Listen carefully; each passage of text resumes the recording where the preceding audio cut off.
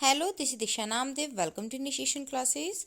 आज मैं आपके सामने बॉर्डर सिक्योरिटी फोर्स का लेटेस्ट नोटिफिकेशन लेकर आई हूं। आप यहां पर देख सकते हैं बीएसएफ में वैकेंसीज निकली हैं ग्रुप सी के लिए, जहां पर assistant sub inspector, head constable और कांस्टेबल की पोस्ट पर भर्तियां होंगी। आप यहां पर देख सकते हैं कैटेगरी वाइज कितनी वैकेंसीज अवेलेबल हैं। एक तरफ पहले पोस्ट नेम लिखे हुए हैं, फिर कैटेगरी वाइज वैकेंसीज और टोटल कितनी वैकेंसीज है वो यहाँ पर दिया हुआ है। एक्स सर्विसमैन के 10% रिजर्वेशन और वुमेन्स के 14 to 15% रिजर्वेशन के लिए भी यहाँ पे सीट्स दी हुई हैं। और लास्ट में पे स्किल का कॉलम बना हुआ है। तो असिस्टेंट सब इंस्पेक्टर के लिए अनरिजर्व्ड कैटेगरी से एक पोस्ट है, हेड कांस्टेबल के लिए अनरिजर्व्ड के लिए 2, जबकि ओबीसी के लिए 1 और एसटी के लिए 1 वैकेंसी है। ध्यान रखें, यहाँ हेड कांस्टेबल कारपेंटर की यहाँ पे बात हो रही है। ओके, इस तरह से टोटल 4 पोस्ट है। हेड कांस्टेबल प्लम्बर की यूआर से 2 पोस्ट है। इसी तरह से आगे आप टेबल देख सकते हैं। यदि कोई कंफ्यूजन रहता है तो कमेंट करके पूछ भी सकते हैं। पे स्केल की हम बात कर लेते हैं। असिस्टेंट सब इंस्पेक्टर के लिए यहाँ पर 29,200 से 92,300 के बीच में आपकी सैलरी होगी। ओके, पे मैट्रिक्स लेवल 5 का होगा। और हेड कांस्टेबल के लिए 25,500 से 81,100 आपकी सैलरी होगी, जबकि कांस्टेबल की जो पोस्ट है इनके लिए लेवल 3 का पे मैट्रिक्स होगा। 21,700 से 69,100 यहाँ पर सैलरी होगी। ओके, ऑफिशियल वेबसाइट भी यहाँ पर गिवन है, आप इस पर जाकर अदर इन्फॉर्मेशन को देख सकते हैं। ये जो नोटिफिकेशन यहाँ शो हो रहा है आप इसे डाउनलोड भी कर सकते हैं टेलीग्राम चैनल के थ्रू। टेलीग्राम चैनल की लिंक मैंने डिस्क्रिप्शन में दे दी है। एलिजिबिलिटी कंडीशन में सबसे पहले हम बात कर लेते हैं एज लिमिट की। कांस्टेबल, हेड कांस्टेबल और एएसआई तीनों ही पोस्ट के लिए 18 से 25 साल के बीच में यदि आपकी एज है तो ही आप अप्लाई कर सकते हैं। As per rules upper age limit में कंसेशन भी है, आप यहाँ देख सकते हैं। एससी या एसटी कैटेगरी का यदि कैंडिडेट है तो अपर एज लिमिट में 5 साल की छूट है, यानी अपर एज लिमिट वैसे कितनी थी 25 साल, तो यहाँ पर एससी या एसटी कैटेगरी के कैंडिडेट के लिए अपर एज लिमिट हो जाएगी 30 साल। ऐसे ही ओबीसी के लिए यहाँ पर हो जाएगी 25+3 यानी कि 28 साल। इसी तरह से जो भी अनरिजर्व्ड एक्स सर्विसमैन है उनको भी 3 साल की यहाँ पर अपर एज लिमिट में छूट है। एक्स सर्विसमैन जो कि ओबीसी से बिलोंग करते हैं उन्हें 6 साल की, एक्स सर्विसमैन जो कि एससी एसटी से बिलोंग करते हैं उनके अपर एज लिमिट में यहाँ 8 साल की छूट है। और जो भी गवर्नमेंट सर्वेंट है यदि वो यूआर कैटेगरी से है तो 5 साल की छूट, ओबीसी से है तो 8 साल की, एससी एसटी कैटेगरी से है तो 10 साल की छूट है। अब यहाँ पे वुमेन्स के बारे में लिखा हुआ है, आप देख सकते हैं। विडो, डिवोर्स वुमेन या फिर ऐसी वुमेन जो कि जुडिशली अपने हस्बैंड से सेपरेट हो चुकी हैं और अभी तक रीमैरिड नहीं की है, तो उनकी अपर एज लिमिट यहाँ पर 35 साल होगी। ओके, जबकि ऐसी ही महिलाएं जो कि अब ओबीसी से बिलोंग करती हैं उनकी अपर एज लिमिट 38 साल होगी। और सेम वही महिलाएं जो कि विडो हैं या फिर डिवोर्स्ड हैं या फिर अपने हस्बैंड से जुडिशली सेपरेट हो चुकी हैं और अभी तक शादी नहीं की है, एससी एसटी कैटेगरी की हैं, तो उनकी अपर एज लिमिट 40 साल होगी। ओके, आगे आप देख सकते हैं communal riots and Gujarat rights से रिलेटेड जो भी कैंडिडेट होंगे यूआर कैटेगरी के उन्हें 5 साल की छूट है अपर एज लिमिट में। और ऐसे ही यदि ओबीसी के कैंडिडेट हैं तो 8 साल की, और एससी एसटी कैटेगरी के कैंडिडेट हैं तो 10 साल की अपर एज लिमिट में छूट होगी। एजुकेशनल क्वालिफिकेशन की यदि हम बात करें तो असिस्टेंट सब इंस्पेक्टर के लिए एजुकेशनल क्वालिफिकेशन आप देख सकते हैं मैट्रिकुलेशन यानी कि क्लास 10 पास आउट होना चाहिए इंडिया के किसी रिकॉग्नाइज इंस्टीट्यूट से, साथ ही साथ डिप्लोमा होना चाहिए ड्राफ्टमैनशिप का। ओके, हेड कांस्टेबल के लिए यदि हम बात करें तो ध्यान रखें क्लास 10 पास आउट होना चाहिए और आईटीआई का सर्टिफिकेट होना चाहिए रिलेटेड ट्रेड से। जैसे कारपेंटर है तो कारपेंटरी के लिए आपके पास आईटीआई का सर्टिफिकेट होना चाहिए, प्लम्बर के लिए प्लम्बर का आपके पास आईटीआई सर्टिफिकेट होना चाहिए। ओके, कांस्टेबल के लिए यदि हम बात करें एजुकेशनल क्वालिफिकेशन की तो यहाँ पर भी क्लास 10 पास आउट होना चाहिए और जो भी रिलेवेंट पोस्ट है उसका आपके पास में एक्सपीरियंस होना चाहिए। ओके, आगे हम डिस्कस करेंगे फिजिकल स्टैंडर्ड्स को। तो आप यहाँ पर देख सकते हैं मेजरमेंट दिया हुआ है, जैसे हाइट, चेस्ट और वेट यहाँ पर आपका देखा जाएगा मेल के लिए और फीमेल के लिए।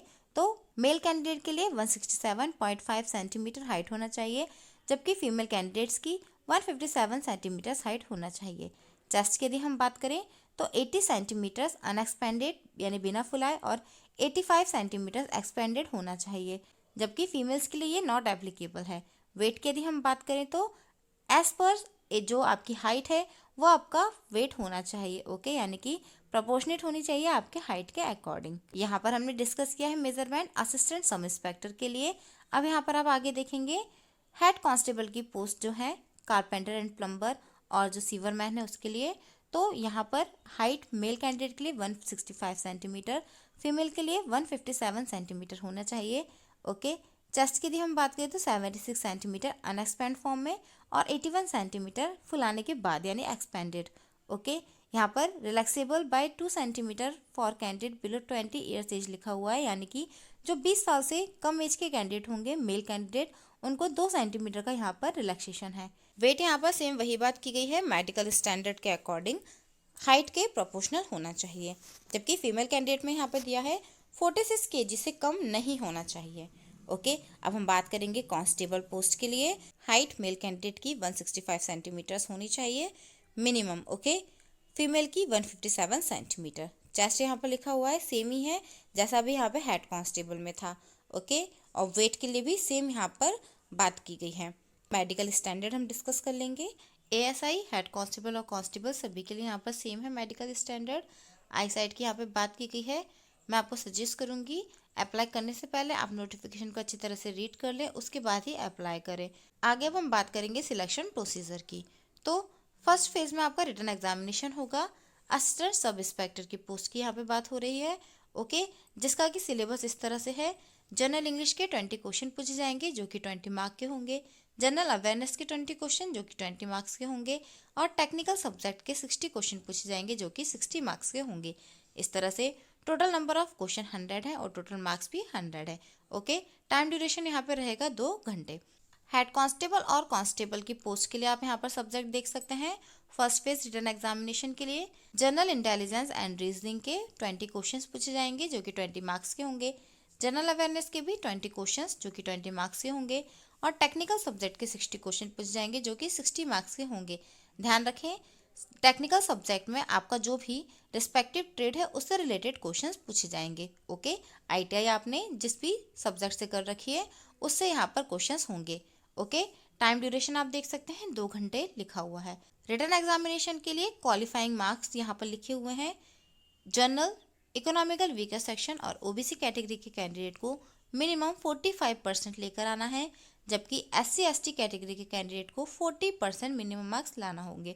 ओके, तभी उनका फर्स्ट फेज एग्जामिनेशन क्लियर होगा। ओके, यानी कि रिटन एग्जाम क्लियर होगा।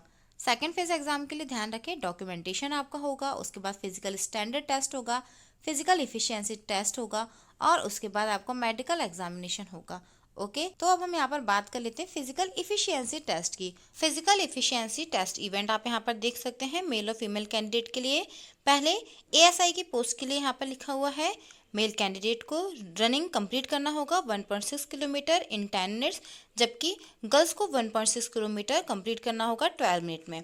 ओके, स्टैंडिंग ब्रॉड जंप में यहाँ पर 4 फीट 6 इंच यहाँ पर कंप्लीट करना होगा, जबकि फीमेल के लिए यहाँ पर 3 फीट है। ओके, क्लियर द डिच की यदि हम बात करें तो मेल कैंडिडेट के लिए 6 फीट जबकि फीमेल के लिए 4 फीट।